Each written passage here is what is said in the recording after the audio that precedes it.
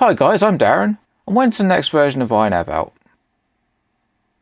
Sometimes online I see people questioning when the next version of INAV's coming out, if the current version is a beta release or such, and I thought I'd just take the time to go over and clear some things up about INAV's development cycle and its release schedule. So in this video what we're going to do is look at when INAV's released, how often it's released, why the version number changes so rapidly, and the different stages during the release cycle, because some people were confused about that too. So let's get started and take a look at some examples. So first of all, let's discuss how often INAV is released and when roughly it's released. The official schedule for INAV releases is a new major version every 6 months. Now, I'll get on to what the different version types are in a sec, but major versions are when the first number changes. So for example, 4.0 to 5.0 is a major version change. So the major version will be every 6 months in the current schedule. So we have one around summertime, which is usually mid to late June, and we have one around Christmas time, which is again sort of mid-December. So they are the general release cycles for INAV, and what I was going to try and do is show an example of this. So on screen here we have the releases page for INAV. If I click on tags, it just gives us a sort of more note-based view. So we have our version 5.0, which was released in June, which is our summer major release. If we go back, we have 4.0 on the 17th of December, which is our sort of Christmas release.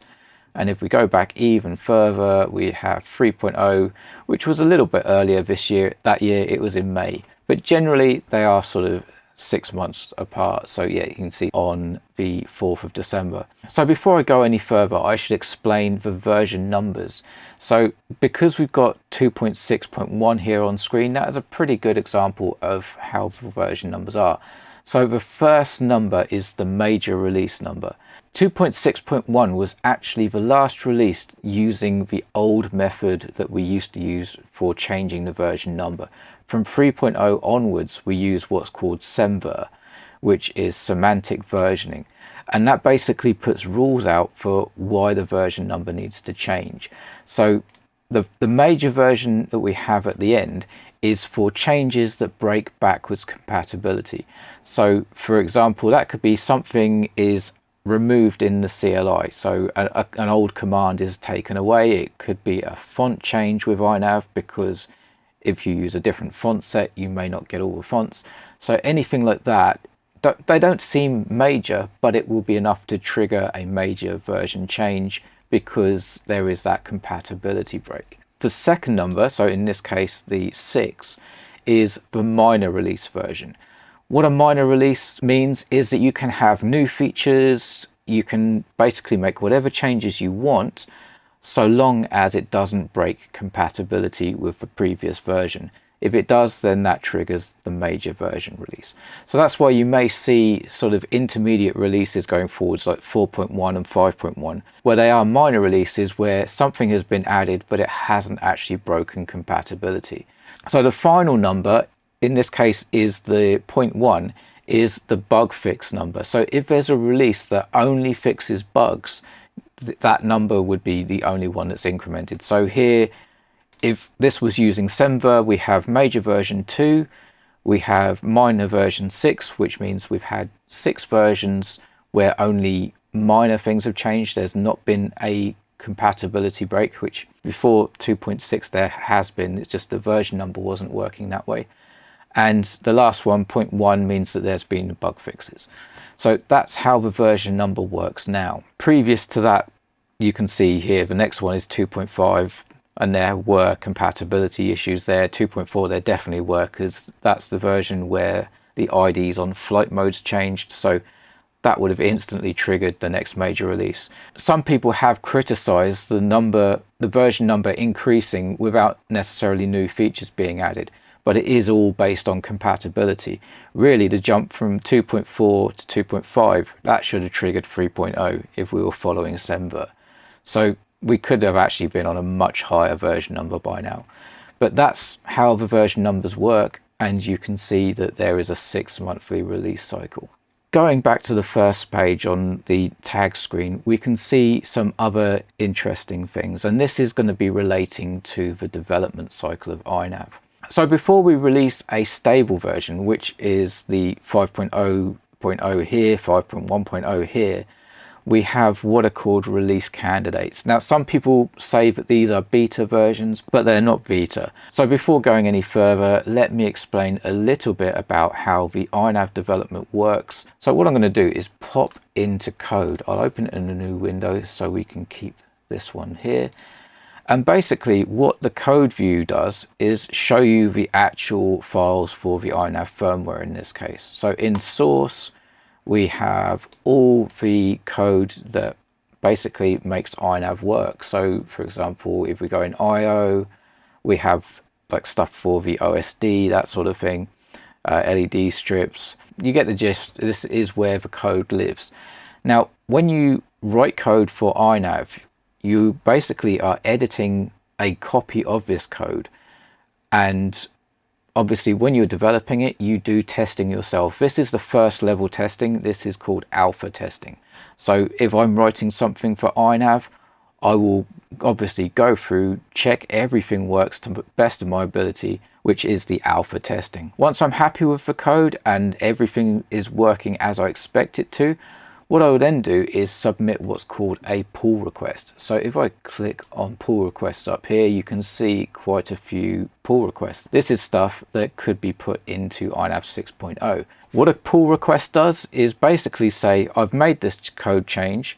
I want to put it into the INAV master. So I should have explained briefly in the code section where all the code is listed. This is the master repository. This is where INAV lives. If people want to develop, what they do is they make a copy of that called a fork, or if they're a contributor, they can make a branch on INAV itself. So you're making changes, but it's not actually changing the code itself on the current master version. To do that, you have to submit a pull request.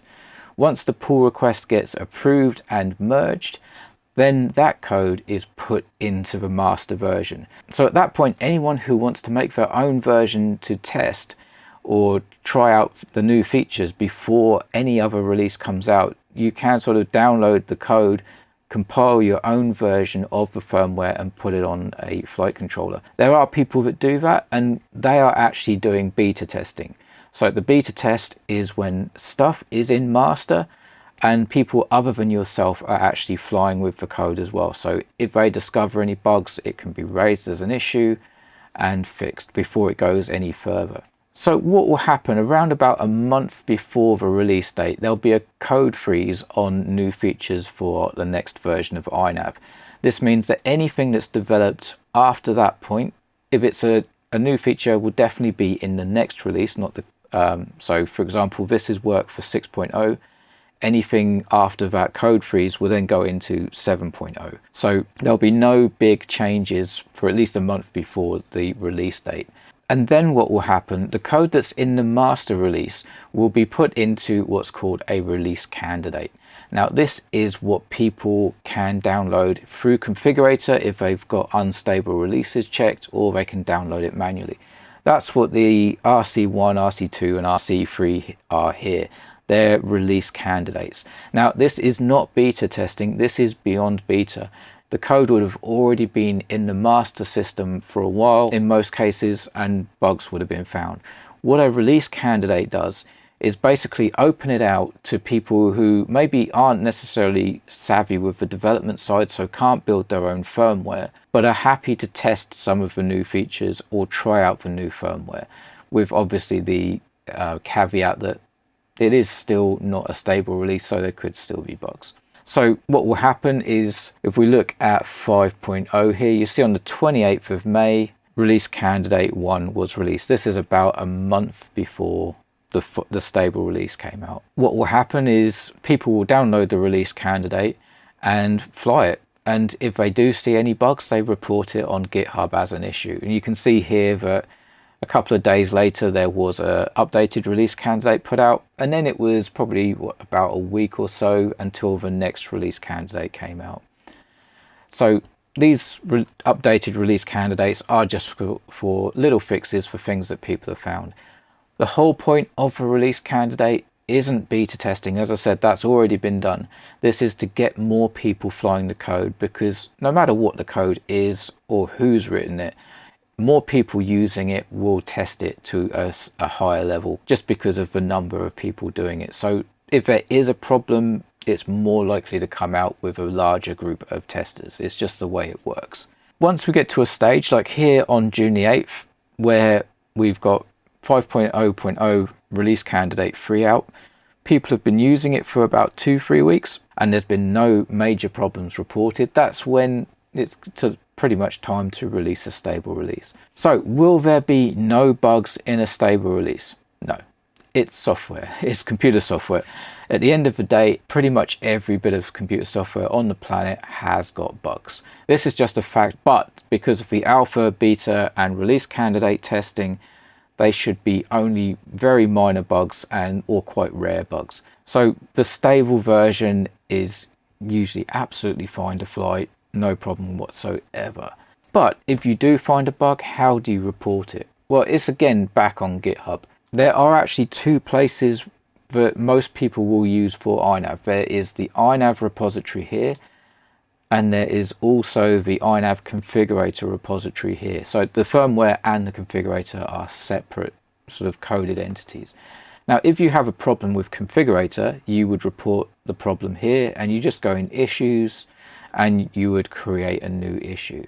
Likewise, if you think the problem is on the firmware side, you would go into INAV and issues and create the new issue here. Now, if you're unsure, just put it where you think the issue may be occurring. If it's in the wrong place, a maintainer can move it to the other repository. It's not a problem, but it's good to have the bug logged. So if you do find a problem, then please do log it as an issue. What I would say is, if it's a setup problem where you're having issues trying to set it up and most people are getting it working, if you do want help with that, the discussions area is better for that sort of thing, or even better still, use the Discord for INAV. So I believe the link for Discord is on the main page. So yeah, if you just click on Discord, join on there, or there's a Facebook group or Telegram. If you're having a setup issue, that is the better place to put it, rather than if it's an actual bug. So when is the next release of INAV coming out? Looking at December. We're on version 5.1 now. That came out in August. It was a minor release. The major release of 5.0 was in June. So 6.0, we're looking mid-December for the release date. Now, this 6-monthly schedule may change in the future. Pavel Spahowski, who is the INAV maintainer, has hinted that maybe the release schedule date should be lengthened. And to be honest, I probably think that's a good idea. My personal thought, and I do need to run this past Pavel as an idea, at the end of the day it's his decision, but my personal idea would be to have a Christmas sort of release of major versions of INAV, so a year gap. And my thoughts for that are, for a lot of the developers are in the Northern Hemisphere. So that basically gives all of spring, summer and autumn to write code, test it, make sure that everything is good. And then coming to sort of autumn, winter, that will be when we could do sort of release candidates, so more people could fly if they want to. And then a stable release in winter allows people to update their planes when they're not able to fly because of weather. I know Southern Hemisphere people might not be too happy with that because their update is midsummer, but I think with a lot of the developers being Northern Hemisphere, it sort of makes a lot more sense to have, you know, good flying weather while the development is taking place. That would be my opinion, but of course it's up to Pavel. At the moment we're on 6 monthly releases, so potentially we could see INAV 7 in sort of summertime 2023. So if you have any questions about INAV for release schedule and the testing processes, please drop a video comment and I'll do my best to answer. If you're thinking about actually getting on board and writing code for INAV, if you go to the INAV repository, there are actually development docs in the docs section. So if it works, there's this section here for development docs, and that will go through setting up the environments that you use. So if you're a Windows user, I recommend using the Linux subsystem, and I use Visual Studio Code. It works quite nice. The code in INAV is predominantly in C. If you're interested in the configurator side, that is mostly JavaScript and HTML. If you do feel like contributing, then more the merrier, to be honest. It does help. If you want to contribute and are savvy with INAV, so you're really up on how everything works, but you're not a coder, you can still contribute. If you look on here, we have this wiki section with a load of documents, and these do tend to fall behind slightly. So if you feel like you'd like to contribute, then check out the wiki section and see if any of the files need updating, especially if you have like an area where you're pretty good at. So if you, for example, maybe are an expert at, let's have a look, setting up GPSs. I don't know, it's a terrible example, but if you click on this page and you notice that it's out of date, then feel free to edit the document and suggest a revision. This area of the site really could do with a bit more love to help people understand how to use the system. And to be honest, the configurator side is actually even worse, I believe. So let's have a look in the wiki. Yeah, we got release notes for 5.0. This is something that I want to work on. So if anyone wants to help out with that, that would be great. I want to try and get each page of a configurator having its own page in the wiki, so that it will tell you what's on it, links to sections in the INAV firmware wiki for setting things up, but also, you know, just to make it easier on how to use the configurator. So there are non-development ways that you can contribute if you wish to. I think what I'm going to do is wrap the video up here.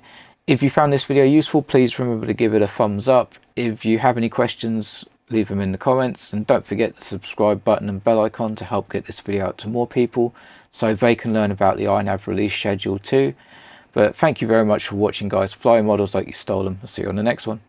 Stop the press. There's been a change. Literally last night, Pavel announced in his live stream that INAV 6.0 is going to be delayed by a few months.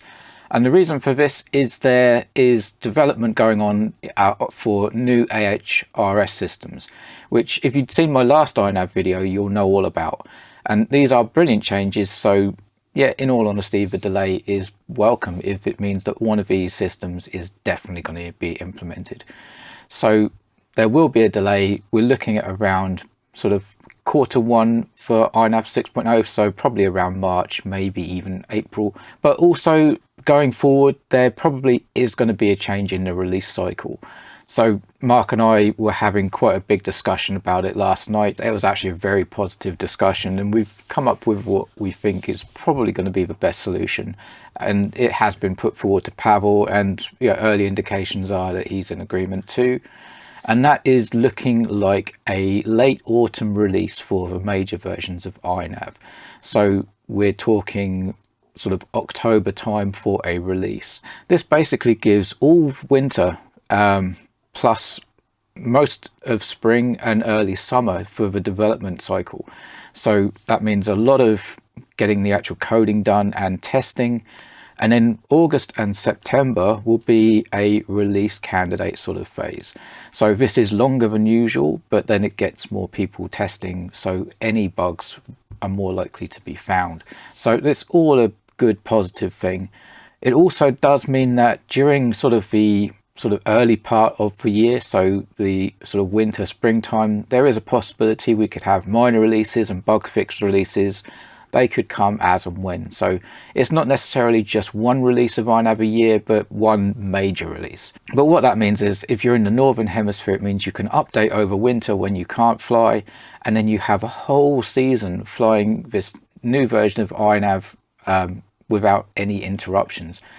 If there are minor or bug fix releases, they're backwards compatible. So that means that it will just be a simple diff all update with full chip arrays, restore the diff, and everything will be fine. So to update one of those releases will be straightforward. So it does mean a much less interrupted flying season, because there's no midsummer release of a new version that you might want to put on. It means you can do your work over the winter, and it means that the development process can actually work more efficiently too. So it's a good idea. And I know that people in the southern hemisphere, it's going to be sort of backwards for them, with the release coming sort of early summer, so it'll be sort of spring summer for them, I guess.